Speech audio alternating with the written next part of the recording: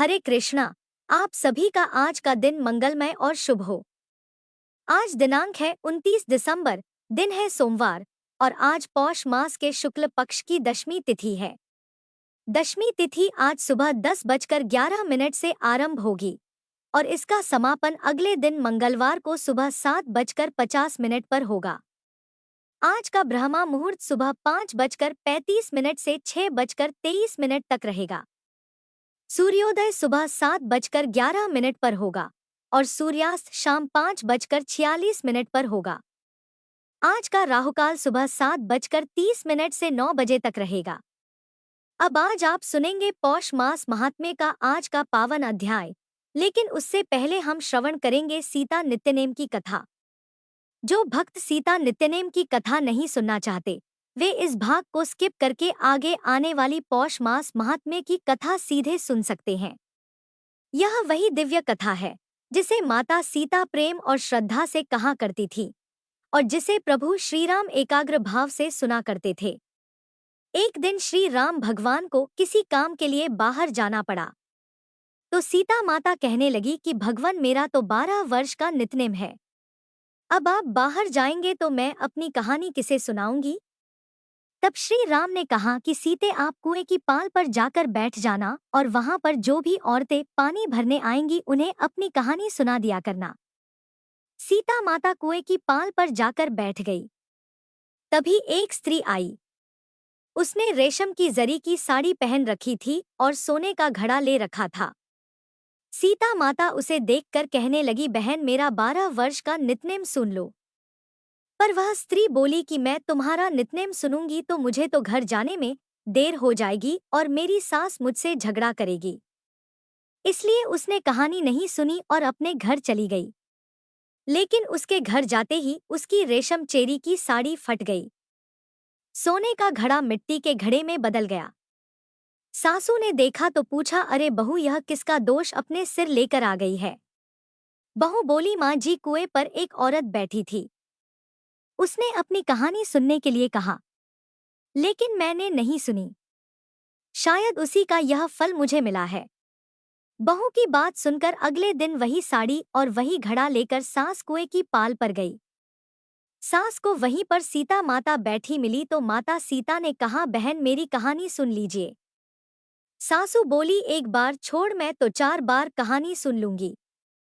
तब सीता माता बोली, राम आए लक्ष्मण आए देश के पुजारी आए नित नेम का नेम लाए आओ राम बैठो राम तपी रसोई जीमो राम माखन मिश्री खाओ राम दूध पताशा पियो राम सूत के पलका मोठो राम शाल दुशाला पोठो राम शाल दुशाला ओढ़ो राम जब बोलूं राम ही राम राम सवारे सबके काम खाली घर भंडार भरेंगे सबका बीड़ा पार करेंगे श्री राम जय जय राम। सासू बोली, बहन कहानी तो बहुत अच्छी लगी। फिर कहानी सुनकर सासू घर चली गई और उसकी साड़ी फिर से रेशम जरी की बन गई। मिट्टी का घड़ा भी फिर वापस से सोने के घड़े में बदल गया। बहू ने देखा तो कहने लगी, सासू माँ आपने यह सब कैसे किया? सासू बोली, बहू तू दोष लगाकर आई थी और मैं अब दोष उतार कर आ रही हूँ।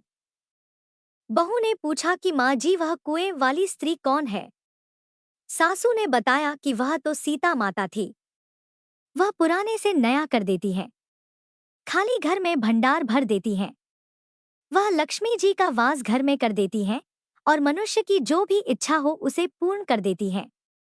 बहू बोली, माँ जी फिर तो ऐसी कहानी मुझे भी सुना दो। सास बोली कि ठीक है तुम भी सुनो। फिर सास ने कहानी शुरू की।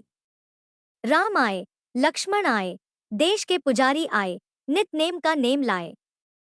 आओ राम बैठो राम, तपी रसोई जीमो राम माखन मिश्री खाओ राम दूध बताशा पियो राम सूत के पलका मोटो राम शाल दुशाला पोठो राम शाल दुशाला ओढ़ो राम जब बोलूं राम ही राम राम सवारे सबके काम खाली घर भंडार भरेंगे सबका बेड़ा पार करेंगे बोलो श्री राम जय जय राम। कहानी सुनकर बहू बोली, माँ जी कहानी तो बहुत अच्छी है। सासू ने कहा, ठीक है अब से हम इस कहानी को रोज किया करेंगे। अब सास बहू रोज सवेरे उठती नहाती धोती और पूजा करने के बाद नित्यनेम की सीता माता की कहानी कहती। एक दिन की बात है, उनके यहाँ पड़ोस की एक औरत आई और बोली कि बहन जरा सी आंच तो देना। तो बहू बोली कि आंच तो अभी हमने जलाई ही नहीं। पड़ोसन बोली, तो फिर तुम सुबह 4 बजे से उठकर क्या कर रही हो? तो उन्होंने कहा कि हम तो सुबह सुबह उठकर पूजा करते हैं। फिर सीता माता की नित्यनेम की कहानी कहते हैं। पड़ोसन ने उनकी बात सुनकर फिर कहा कि सीता माता की कहानी कहने से तुम्हें क्या मिला। तब वे दोनों बोली कि सीता माता की कहानी कहने से घर में भंडार भर जाते हैं, सारे काम पूर्ण हो जाते हैं, मन की इच्छा भी पूरी होती है। पड़ोसन ने कहा, बहन अगर ऐसा है तब तो फिर मुझे भी कहानी सुना दो। तब बहू बोली कि ठीक है, तुम भी यह कहानी सुन लो। राम आए, लक्ष्मण आए, देश के पुजारी आए, नित नेम का नेम लाए। आओ राम बैठो राम, तपी रसोई जीमो राम, माखन मिश्री खाओ राम, दूध बताशा पियो राम, सूत के पलका मोटो राम, शाल दुशाला पोठो राम, शाल दुशाला ओढ़ो राम, जब बोलूं राम ही राम, राम सवारे सबके काम, खाली घर भंडार भरेंगे, सबका बेड़ा पार करेंगे, श्री राम जय राम, जय जय राम। पड़ोसन ने इस कहानी को सुना तो कहने लगी, बहन कहानी तो बहुत अच्छी लगी। अब वह पड़ोसन भी नित्नेम सीता माता की कहानी कहने लगी। कहानी कहने से सीता माता ने पड़ोसन के भी धन के भंडार भर दिए। देखते ही देखते अब तो पूरे मोहल्ले में नित्नेम की कथा चल पड़ी और हर किसी की मनोकामना पूर्ण होने लगी। हे सीता माता, जैसे आपने उन सभी के भंडार भरे वैसे ही हमारे भी भरना। कहानी कहने वाले, सुनने वाले और हुंकार भरने वाले सबके भरना। सभी प्रेम से बोलिए सीता मैया की जय। अब सुनिए आज का अध्याय, और अब जो कथाएं आप सुनेंगे वह निश्चित ही आप सभी के हृदय को जरूर छू जाएंगी।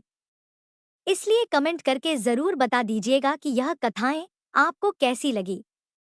और जो कथा आप सुन रहे हैं, यह कथा है महाराज एकनाथ जी की।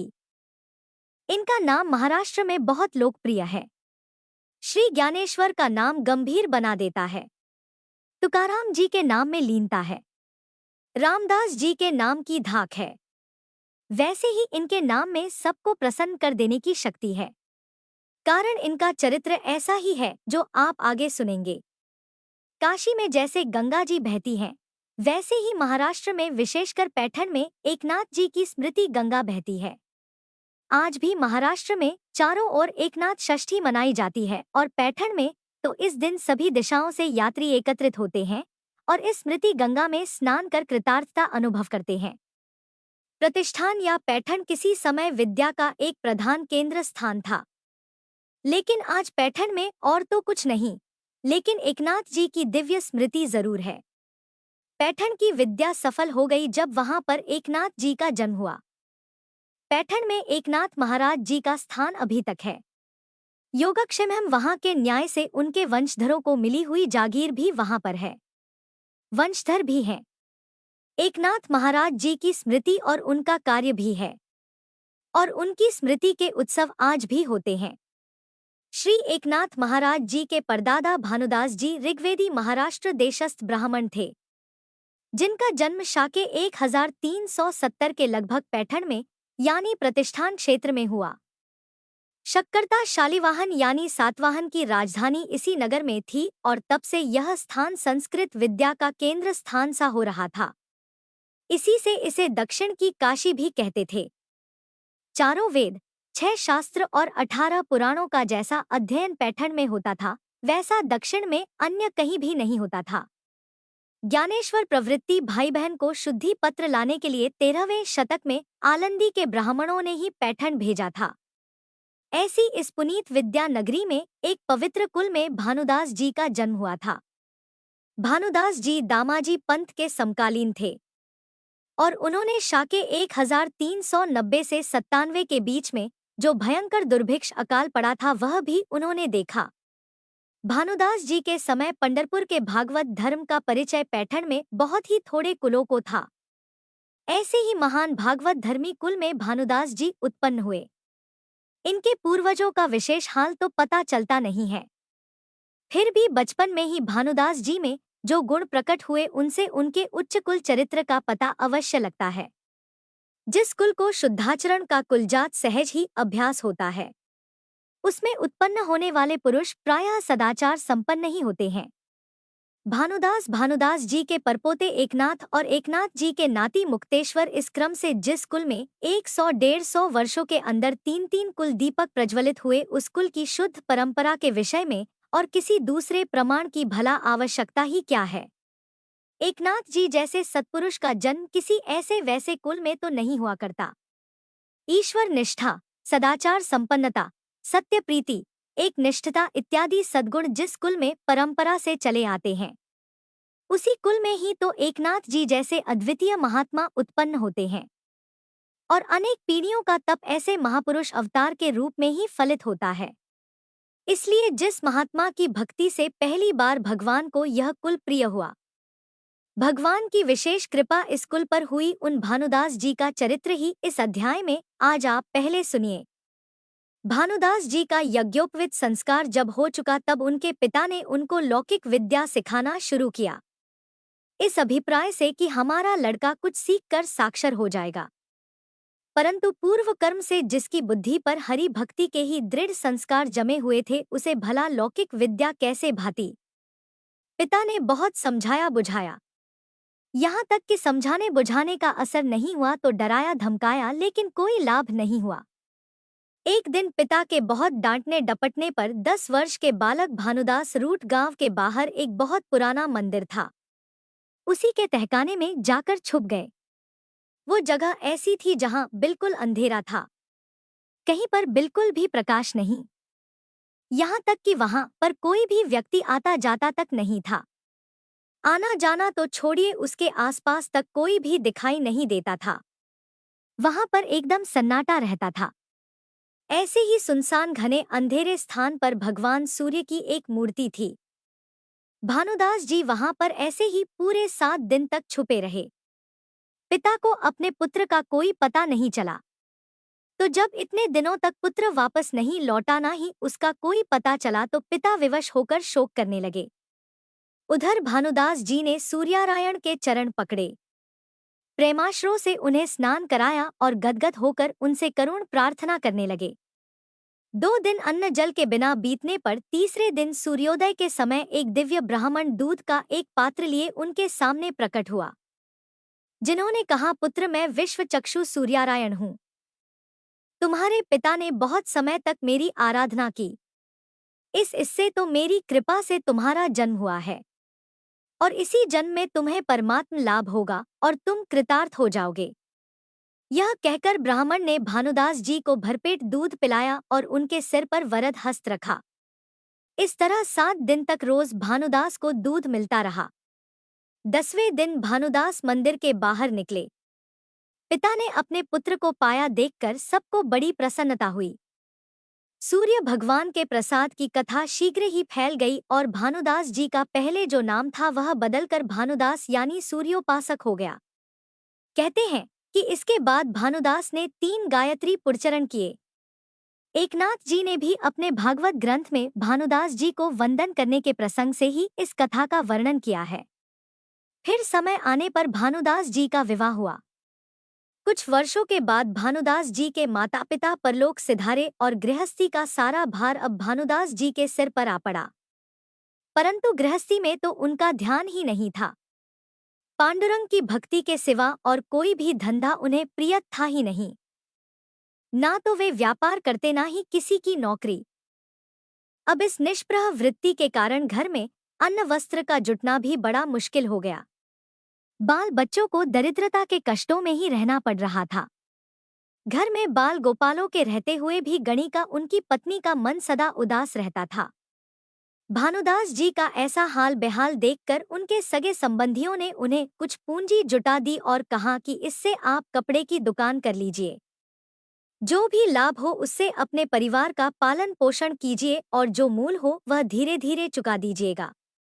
भानुदास जी ने कहा, अच्छा। अब इसके साथ ही उन्होंने सबके सामने यह प्रतिज्ञा भी की कि प्रारब्ध से जो कुछ भी मिल जाएगा मैं तो बस उसी से निर्वाह करूंगा, पर प्राणों पर भी बीतेगी तो भी मैं झूठ नहीं बोलूंगा। कपड़ा लेने के लिए अब जब कोई भी ग्राहक दुकान पर आता तो भानुदास जी उससे कहते, यह खरीद है, मूल पर इतना नफा है, इसमें कुछ कम नहीं होगा, लेना है तो लीजिए, नहीं तो ना सही। अब जिस तिस को वे यही पाठ सुनाते और मन ना भरने से ग्राहक जब लौट जाता तब मस्त होकर भजन करने लगते। घर बाहर चारों ओर नाम स्मरण में ही उनके दिन बीत रहे थे। इनकी सरलता देखकर अन्य व्यापारी लोग यही कहते, इसकी किस्मत में तो भीख मांगना ही लिखा है। अरे बताओ भला, दुकानदारी भी कहीं बिना धूर्तता किए, बिना झूठ बोले चलती है क्या? यही वे लोग समझाते हैं जिन्हें इस झूठ और धूर्तता का अभ्यास बड़ा अच्छा होता है। जब कोई नवयुवक पहले पहल व्यापार करने चलता है और दुनिया की चालों से अनजान बना रहता है, तो वह सच्चाई के साथ ही व्यापार करना चाहता है। लेकिन आगे चलकर जैसे जैसे वह दूसरे व्यापारियों के रंग ढंग देखता है और फिर उसके पास रुपया भी आने लगता है, वैसे वैसे वह लालच का पुतला बनता जाता है और जो उसका धैर्य, उसकी जो अच्छाई है, वो खोता जाता है और उसी प्रवाह में बहने लगता है और अपना व्यापार बढ़ाने के लिए उसे झूठ बोलना पड़ता है, चालाकी दिखानी पड़ती है। यही तो सामान्य नियम है। लेकिन भानुदास जी बिल्कुल असामान्य थे। सच्चाई के साथ सारे कामों को करने का निश्चय रखना और उसी के अनुसार लोभ मोह आदि के वश में ना होकर निशंक मन से आचरण करना, इसके लिए बड़े धैर्य की आवश्यकता होती है। ऐसा सात्विक धैर्य भानुदास जी में ही था। विघ्नों की कोई परवाह ना करके वह अपने व्रत पर ही डटे रहे। उनकी दुकान पर जो कपड़ा जितने भी रुपए का होता था, वह उतने का ही बताते थे, ना कम ना ही ज्यादा। इस कारण से व्यापार में पहले तो उन्हें बहुत घाटा हुआ। दुकान चलती ही नहीं थी। साहूकार तकाजा करने लगे कि हमारे पैसे वापस करो। अब लोग उनकी अवहेलना करने लगे। बराबरी के व्यापारी उनके सच बोलने की दिलगी उड़ाने लगे। इस तरह बहुत प्रकार से भानुदास जी को व्यापार से अब बड़ा कष्ट हुआ। सत्य निष्ठा से किसी का बुरा तो होता नहीं और असत्य से किसी का कल्याण नहीं होता। और सत्यनिष्ठ पुरुषों पर जो भी विपत्तियां आती है, वह बहुत लंबे समय तक कभी नहीं ठहरती। इस नियम के अनुसार 3-4 वर्ष बाद सारी परिस्थिति पलट गई। भानुदास जी बड़े ईश्वर भक्त और सत्यनिष्ठ पुरुष हैं। उनकी यह ख्याति चारों ओर फैलकर स्थिर हो गई। अब इस कारण से सारे ग्राहक उन्हीं की ही दुकान पर आने लगे और कुछ ही वर्षों में भानुदास जी को खूब सारा धन मिला, जिससे उनकी दरिद्रता दूर हो गई।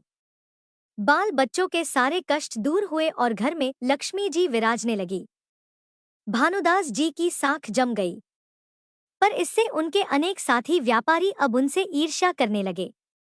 मनुष्य का कुछ स्वभाव ऐसा ही होता है कि अपने से अधिक दूसरे का सुख उससे कभी सहा नहीं जाता। कपड़े के व्यापारी अपने अपने घोड़े पर कपड़ा लादकर आसपास के गांवों में बाजार वाले दिन कपड़ा बेचने जाया करते थे। एक दिन की बात है, सारे व्यापारी बाजार हाट के काम से छुट्टी पाकर सूर्यास्त के समय लौटकर एक धर्मशाला में ठहर गए। उनमें भानुदास जी भी थे। मध्य रात्रि का समय था। कहीं से मृदंग के बजने की आवाज आई। भानुदास जी ने यह जान लिया कि कहीं ना कहीं तो आसपास हरि कीर्तन हो रहा है। अपने घोड़े और माल पर ध्यान रखने के लिए अपने अन्य साथियों से कहकर वे बाहर बड़े आनंद और उत्साह के साथ उस हरि कीर्तन को सुनने चले गए। उधर भानुदास जी भजनानंद में मगन हो गए और इधर उनके ही कुछ ईर्ष्यालु साथियों ने उनके साथ जो खेल खेला वह भी सुनिए। उनका घोड़ा खोल दिया, उनके कपड़े की गांठ एक खाई में डाल दी और ऐसे आकर निश्चिंत सो गए जैसे कि उन्हें कुछ पता ही ना हो कि क्या हुआ और क्या नहीं हुआ। भगवान को इन सब दुष्टों की यह दुष्टता सहन नहीं हुई। उसने इन संत द्वेषी व्यापारियों की आंखें खोलने के लिए अब एक माया रची। रात के 2 बजे के लगभग चोरों का एक दल धर्मशाला में घुस गया। उसने इन व्यापारियों को खूब पीटा और फिर उनके घोड़े और सारा माल लूट कर ले गए।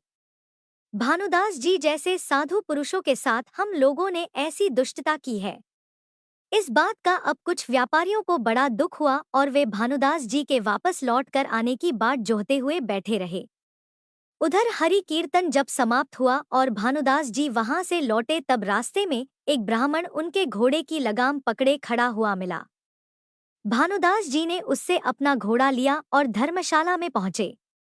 रात की घटना का सारा हाल उन्हें पता चला तो कुछ एक ने तो भानुदास जी के कपड़े की गांठ उस गड्ढे में से निकाल कर लाकर दे दी और अपराध की क्षमा मांगी। भानुदास जी का घोड़ा उन्हें वापस मिला। सारा माल भी सुरक्षित मिला।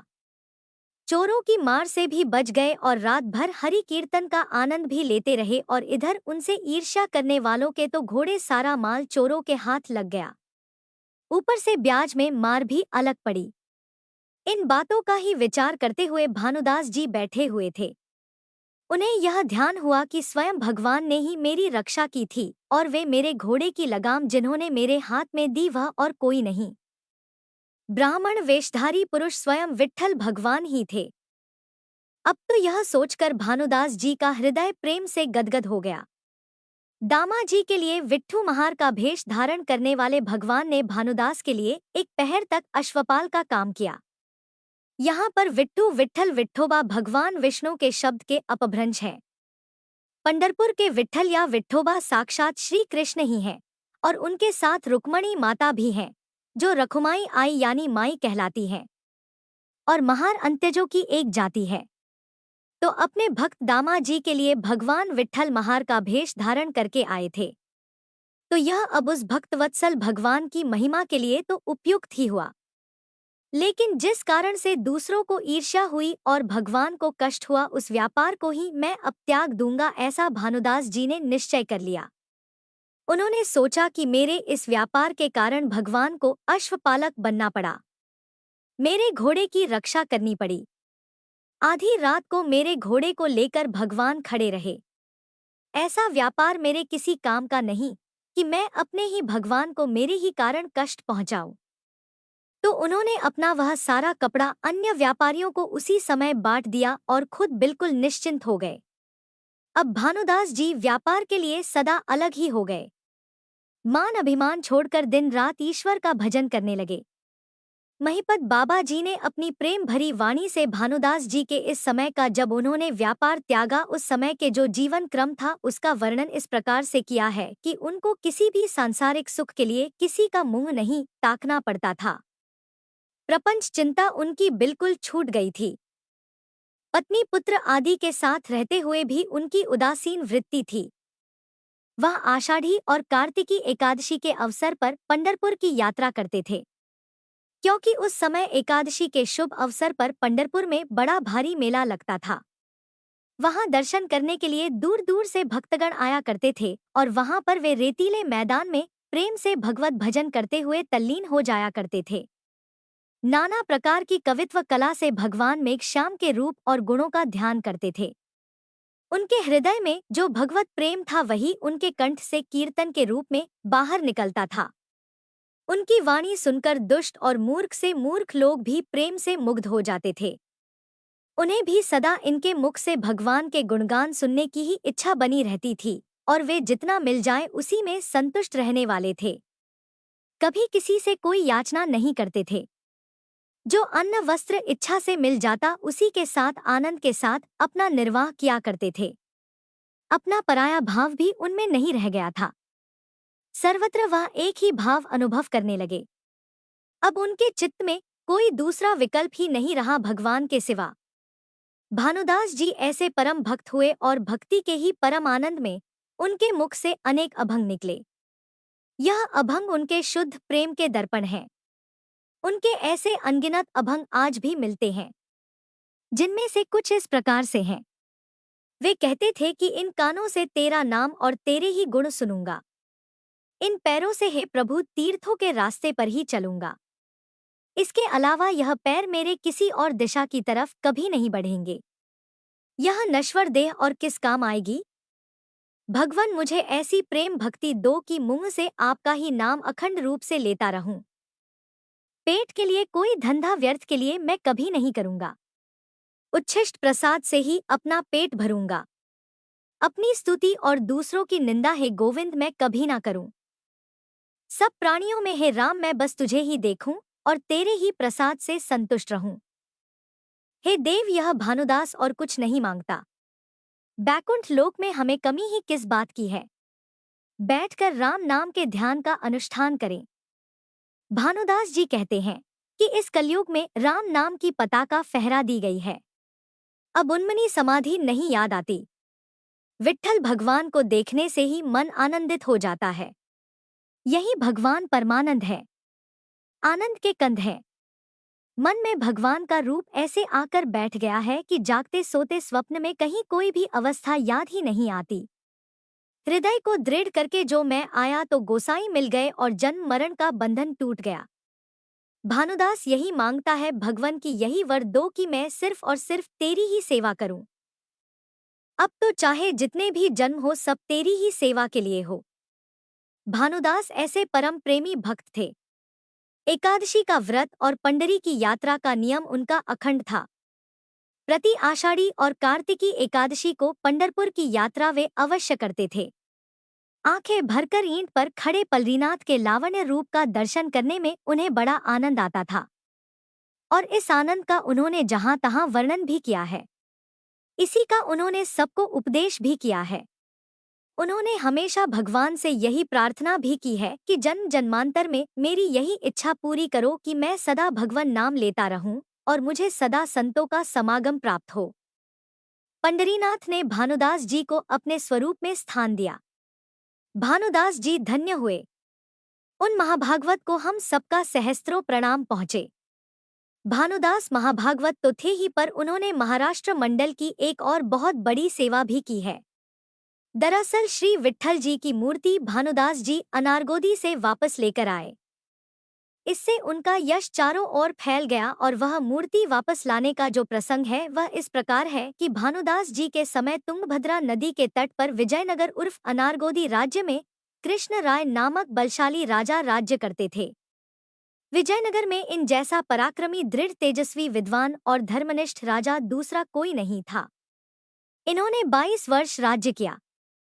पूर्व, पश्चिम और दक्षिण इन 3 दिशाओं में इन्होंने अपने राज्य को समुद्र तक विस्तृत किया था। इनका ऐसा प्रताप था कि इनका कहीं कोई शत्रु रह ही नहीं गया।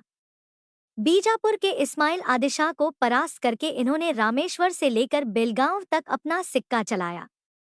अनेकों राजाओं को पादाक्रांत कर डाला। अनेकों दुर्ग बनवाए। जमीन की पैमाइश कराकर राज कर वसूलने की पद्धति निश्चित की। नहर खुदवाई। व्यापार, कृषि, कला कौशल और तरह तरह की विद्याओं को प्रोत्साहित किया और हिंदू धर्म का सब ओर यश फैलाया। तुंगभद्रा का विश्व विख्यात नहर इन्होंने ही तो खुदवाया था। हुबली, बंगलूर, बेलारी आदि व्यापारिक केंद्र भी इन्होंने ही कायम किए। इनके आश्रय में 8 विद्वदत्त थे जो दिग्गज कहलाए। इन्हीं में सुप्रसिद्ध पंडित अपथ्य दीक्षित थे। तेनलू रामकृष्ण नामक बड़े मस्खरे और चतुर कवि इनके मित्र थे। इस कवि के चातुर्य की अनेक कथाएं तेलुगु भाषा में भी प्रचलित हैं। इन राजा कृष्ण राय का अपनी प्रजा पर अत्यंत प्रेम था और प्रजा भी उन्हें वैसा ही मानती और चाहती थी। इन्होंने अनेकों मंदिर बनवाए और उनके खर्च के लिए जागीरें भी नियत कर दी। इन कृष्ण राय के साथ भानुदास जी का भी कुछ संबंध है। एक बार की बात है, राजा कृष्ण राय एक बार देव दर्शनों के लिए पंढरपुर गए हुए थे। वहां पर वारकरियों का प्रेम भरा कीर्तन आनंद देखकर यह बड़े प्रसन्न हुए। श्री विट्ठल मूर्ति से उन्हें इतना प्रेम हो गया कि उस मूर्ति को अपनी राजधानी में ले जाकर प्रतिष्ठित करने की इच्छा उनके मन में हुई और उनके लिए ऐसा करना कोई कठिन काम तो था नहीं। स्थान स्थान में उन्होंने ऐसा प्रबंध किया कि पंढरपुर से अनारगोदी तक उस मूर्ति को बड़ी शुद्धता के साथ लेकर गए। वहां वह मूर्ति यथाविधि प्रतिष्ठित की गई। बड़े ठाट के साथ उसकी सार्वजनिक पूजा हुई। नाना प्रकार के भोग चढ़ाए गए। अनेक स्वर्ण रत्ना अलंकार पहनाए गए। नवरत्नों का हार अर्पित किया गया। मूर्ति पर अवश्य ही उन्होंने बड़ा कड़ा पहरा रख दिया और पूजा अर्चना बड़ी भक्ति के साथ अब वहां पर होने लगी। इधर आषाढ़ी एकादशी के दिन चारों ओर से वारकरी पंढरीनाथ पहुंचे। उन्होंने देखा देवालय में देवता नहीं है। देखकर सब लोग बड़े उदास हो गए। कुछ भक्तों ने तो ऐसा निश्चय कर लिया कि जब तक देव दर्शन नहीं होंगे तब तक वे यहाँ से टलेंगे ही नहीं। और इसी विचार के साथ दृढ़ निश्चय के साथ वे गरुड़ पार के मैदान में ही पड़े रहे। पंढरपुर में श्री विट्ठल भगवान के मंदिर में चांदी का एक खंभा है जिसे गरुड़ स्तंभ कहते हैं। इसके अलावा मंदिर के बाहर एक बहुत बड़ा आंगन भी है जिसमें गरुड़ जी की एक पत्थर की मूर्ति है और यही आंगन गरुड़ पार कहलाता है। तो वहीं पर विवार पड़े रहे। राजा के बिना जैसी प्रजा या फिर सिंदूर बिना जैसे किसी सुवासिनी का मुख श्री विट्ठल भगवान जी के बिना अब वैसे ही यह भक्त समुदाय उदास सा हो गया। आज तक जिन चरणों पर हम लोगों ने सुमनों की तरह अपने सिर अर्पण किए, ईंट पर खड़ी मूर्ति का जो सुंदर स्वरूप सब सुखों का आगर कहकर आंखें भर कर देखा, जिसके दर्शन मात्र से लाखों जीवों को ब्रह्मत्व प्राप्त हुआ। नामदेव आदि भक्तों ने जिसे बुलवा दिया और वह कटी पर हाथ धरे प्रेमी भक्तों को भक्ति सुखामृत पान कराने वाला श्री विट्ठल का सगुण रूप ही इन आंखों से देखें और सुखामृत का अखंड आस्वाद लें। यह जिन पंडरी में आए परम आर और निश्चक्तों की इच्छा थी, उन सबके आगे थे भानुदास जी। उन्होंने भक्तों से कहा कि मैं ही अनरगोदी जाकर श्री विट्ठल जी को लेकर आता हूँ।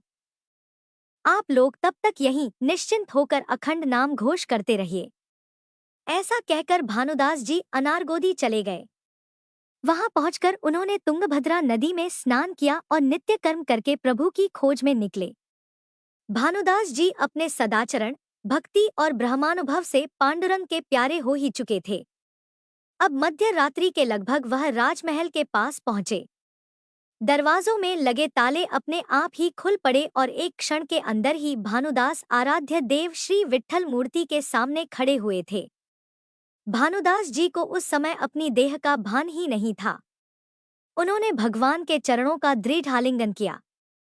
प्रेम आश्रों से चरणों को नहलाकर भगवान से प्रार्थना की, भगवान आपके बिना सब भागवत भक्त दीन हो गए हैं और उनके मुंह से कोई शब्द ही नहीं निकल रहा। रखुमाई माई रुक्मणी माता भी उदास हो गई है और आश्चर्य कर रही है कि भगवान ने ऐसा मौन क्यों धारण किया। भगवान अब आप हमारे संग संग चले चलिए। पत्थर को भी पिघला देने वाली दीनता से भानुदास जी ने भगवान के चरण पकड़ लिए और भगवान ने भी तुरंत अपना प्रसाद दिया। भगवान के गले में जो नवरत्न हार था वह पुष्पमाला के साथ टूटकर भानुदास जी के हाथों पर गिर गया। इसे महाप्रसाद जानकर भानुदास राजप्रसाद के यानी राजमहल के बाहर निकल गए। तब सारे दरवाजे पहले की तरह बंद हो गए, ठीक वैसे ही जैसा कि श्री कृष्ण के जन्म के समय कारागार में देवकी माता और वासुदेव जी के साथ हुआ था। कारागार के दरवाजे अपने आप खुलते चले गए थे। पहरेदार सब नींद के आगोश में समा गए थे। ठीक वैसे ही हुआ भानुदास जी के साथ भी।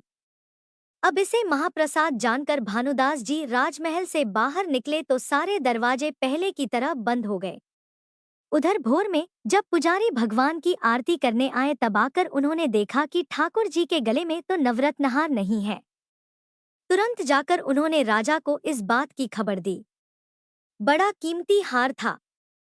सारे लोग आश्चर्य करने लगे कि इतना कड़ा पहरा और पक्का बंदोबस्त होते हुए भी यह कैसा चोर था जो राजमहल में घुसा और नवरत्नहार उड़ाकर ले गया। अब तो नगर में चारों ओर कर्मचारी पूछताछ करने लगे। तब तुंगभद्रा के तट पर निशंक मन से नाचते गाते श्री विट्ठल रूप के साथ समर्थ भानुदास जी दिखाई पड़े और उन्हीं के पास श्री विट्ठल जी के गले का नवरत्न हार भी पुष्पहार के साथ दिखाई दिया। यह देखकर राजा कृष्ण राय बड़े क्रोधित हुए और उन्होंने उस चोर को सूली पर चढ़ाने की आज्ञा दे दी।